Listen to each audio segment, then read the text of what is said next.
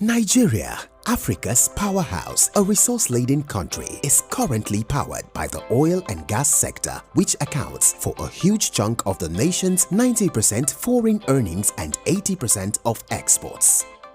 Even as staggering as these figures sound, there remains huge resources untapped in the oil and gas sector, no thanks to the near rudimentary technologies utilized for this purpose. The issues. This is no doubt worrisome, considering Africa's oil and gas powerhouse can only maintain production for the next 40 years for oil and 60 years for gas at the current production rates. On inauguration as Minister of State Petroleum, 9 mandate areas were handed to me by Mr. President, one of which is to ensure the reduction of operation costs in the oil and gas industry. This mandate was accentuated by President Muhammadu Buhari recently at the commissioning of the Oil and Gas Excellence Center in Lagos. The COVID-19 pandemic has further amplified the need to optimize costs in our industry. The NNPC, under the GMD's Transparency, Accountability and Performance Excellence agenda, has also seized this opportunity to alter its existing business strategy to cut down production costs for continuity.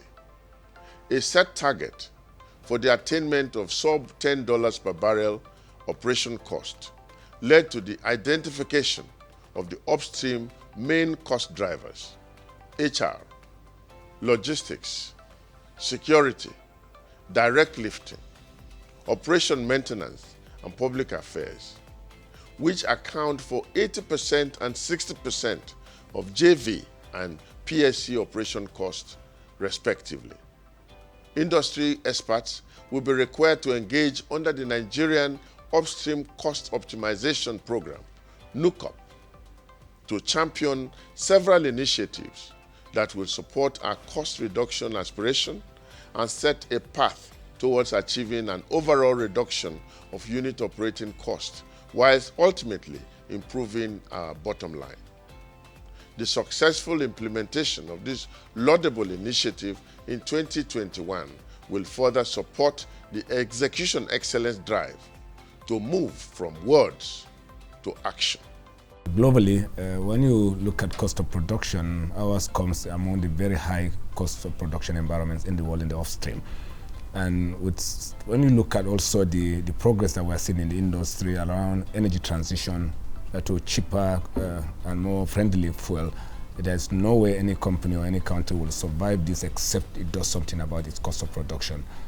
And that's what we saw, and we believe that this is possible to deal with, and we decided that we have to pull down the cost of production by becoming more efficient, by becoming more aligned with best practices in the industry. And that conviction drove us into engaging our partners, who are, of course, very, very convinced also that something needs to be done. There are issues beyond their control, fiscal issues, there are environment issues that are beyond our control. But more importantly, when the parties sit together to face these issues collectively, a solution will be found. And that's the root of our conviction, and we took the necessary steps to make progress. The signs do not appear rosy, the challenges are legion. Not just the issues regarding sustainability and energy security, the oil and gas sector still has to grapple with astronomical cost of operations, and to make matters worse, we, like every other country in the world, are not immune to the recent global pandemic. Oil is a commodity, it's a commodity business. I mean, it's a global business. So given that, there's been a decline in demand, then, the oil which will be produced, or which will be produced profitably, is the oil which is the lowest cost. So I think, a lot of the OPTS members and in my own company have been trying to focus on, low cost oil. There's no shortage of oil. The focus now is making sure that we can produce the oil, the most cost effective way we can, and that's the only way to be profitable. No magnifying glass is needed to see the handwriting on the wall. Never in its 61 years of existence has the oil and gas industry found the road this patchy, strewn with thorns and obstacles.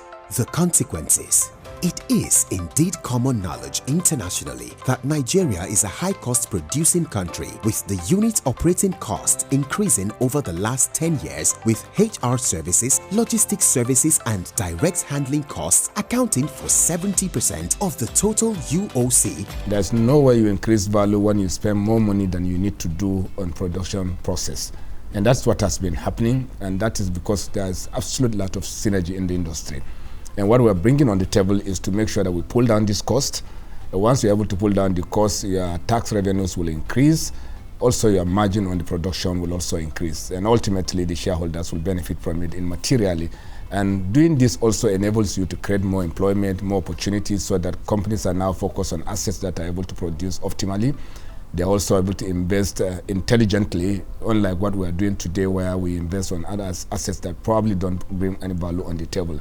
And by doing this, you are going to expand opportunities so that companies will now see that this company is serious about making sure that alignment is obtained in the industry. Added to this costly mix is the upstream cost structure, especially in the joint venture operation, which is basically distorted. The operating expenses is almost twice the capital expenditures. Security and logistics are a significant chunk of the operations cost in Nigeria. Then general administration, which people always think about it as just staff salaries, but it's not just staff salaries. Running a head office, training, yeah? There are some logistics components for traveling for staff. And then, of course, staff pay. The crude thefts and vandalization, deferments and all that can be factored into that whole thing. These two parameters amount for a significant chunk, depending on what kind of company you're running, even up to 70% of the cost of direct operating cost per barrel. The operating expenses sustains present operations, while capital expenditures ensures future of the business. What this simply means is that the industry is allocating more funds towards sustaining the present as against keeping the future secured. The imminent danger here is that if we invest scantily for the future by not spending more in capital expenditure, a perilous future awaits us. The advantages in this regard are numerous. A 50% reduction in operating expenses earns us 100% jump in profit, while on the flip side, the high cost of operations in Nigeria greatly reduces our bargaining chips with our competitors and effectively dampens the expectations of our shareholders. Yet another sore point is a market afflicted with a protracted contracting cycle of 18 months average, multiplicity of technology evaluation as well as a distorted cost structure. This in itself has the effect of not only increasing operating expenses but also discourages investors. We have been directed by the President to prune the protracted cycle to 6 months, and we will deliver on this with the strategies put in place. This cost situation was captured in a very concise manner by none other than the GMD, saying Nigeria is one of the most expensive territories in the world for upstream projects. We have reduced costs substantially and commenced a number of interventions. We have set a target for the industry and our partners to bring down the cost of production to at least $10 a barrel. The way out. But wait a minute. It's not all about gloom and doom or utter pessimism. A light shines, ever so brightly. At the end of the tunnel, the future is good.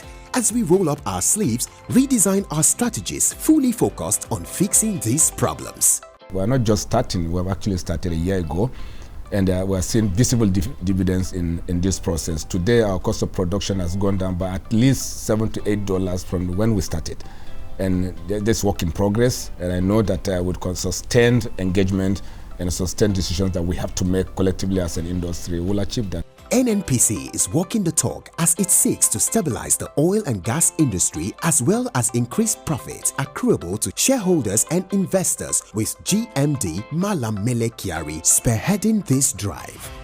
The NUCOP initiative is a direct response to the marching orders issued by President Muhammadu Buhari to reduce the cost of upstream activities to $10 a barrel. I have known Malam Mele Kyari for many years, even in his early years as a geologist. And then the last real connect with him was when he was GMCOF. And I know he's an excellent industry professional. And I know that he understands that $10 per barrel is doable. Yeah. So, and I really honestly believe that if he continues to drive this, and not just on his own, because it has to trickle through the entire organization of NNPC. And Balawunti, great guy as well, consummate professional. Adokiye, great guy, consummate professional. So you have a lot of very experienced people who are there working with him. And all they need to do is to find the gap to collaborate, to close that gap, of collaboration with the service companies and the oil and gas operators, and we will be able to achieve $10 a barrel. In that light, NUCOP seeks to maximize upstream operation costs through process enhancement and collaboration within the industry to ensure improved and sustainable profitability. NUCOP Zinc, NUCOP initiatives. Here now is the game plan. 1. Marine and helicopter, security and logistics costs. Here, the NNPC proposes clusters of contracts per location and co-sharing of services or marine vessels and helicopter, as well as entrenching longer duration cluster. That way, operations within each cluster are able to use the same contracts and share services. What's more, in order to optimize crude handling charges, which is the key drive of direct handling cost, NNPC plans to renegotiate the existing crude handling agreements (CHA) to ensure that they are dynamic and reflect market realities. The corporation will also trigger the institutionalization of hydrocarbon and produced water. 2. In dealing with procurement and contracting costs driven mainly by inventory and warehouse management system, the plan is to automate the inventory system through NIPEX.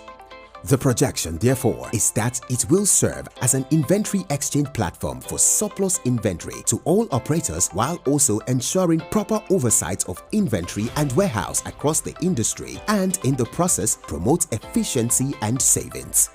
3. Optimizing protracted contracting cycle. For this to happen, NNPC proposes joint decoupled one-off upfront comprehensive technical evaluation process (JDOC-TEB).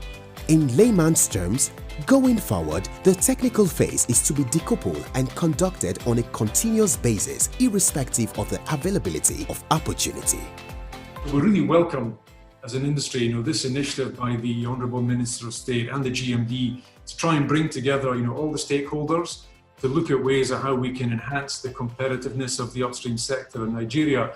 And I think that, along with a progressive, PIB, I think is what we need to really encourage, new investment in the sector, for the benefit of the country and obviously all the investors. NUCOP provides a wide range of benefits to investors, operators and suppliers in Nigeria's upstream oil and gas industry, including increase in revenue accruing to stakeholders, reduced cost of operations, economies of scale, promotes transparency, efficiency of accountability, freed up man hours for other activities, up to 85% reduction in contracting delays, reduced logistics costs through co-sharing, supplier license to bid (LTB) for 3 to 5 years. Welcome to the new normal.